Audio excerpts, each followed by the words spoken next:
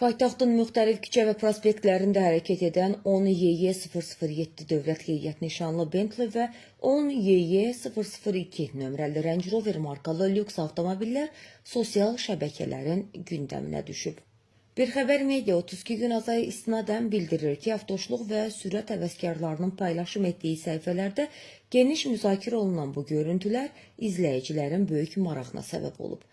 İnternet resurslarında və sosial platformalarda aparılan araşdırmalar sözgedən bahalı nəqliyyat vasitələrinin sabiq millət vəkili Sabir Rüstəmxanlı və hazırki deputat Tənzilə Rüstəmxanlının oğlu Cəmil Rüstəmxanlıya məxsus olduğu üzə çıxıb. Cəmil Rüstəmxanlı əvvəllər Azərbaycan Avtomobil Yolları Dövlət Agentliyinin sədr müavini və qurumun investisiya idarəsinin rəisi vəzifəsində çalışıb.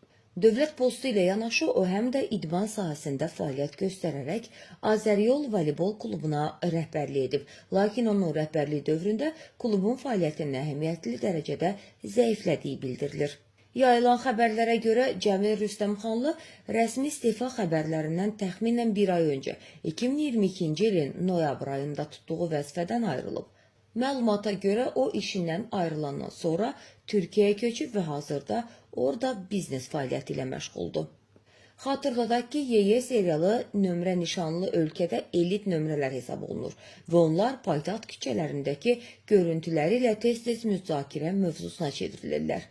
Sözgedən məlumatlar həm sosial şəbəkələrdə, həm də müxtəlif xəbər portallarında yer alan iddialara əsasən hazırlanıb. Eyni zamanda həm sosial şəbəkələrdə, həm də yerli xəbər saytlarında yayılan məlumatlara görə sözgedən nəqliyyat vasitələri məhz adı çəkilən şəxsi məxsusdur. İddialarla bağlı qarşı tərəfin də mövqeyini işıqlandırmağa hazırıq.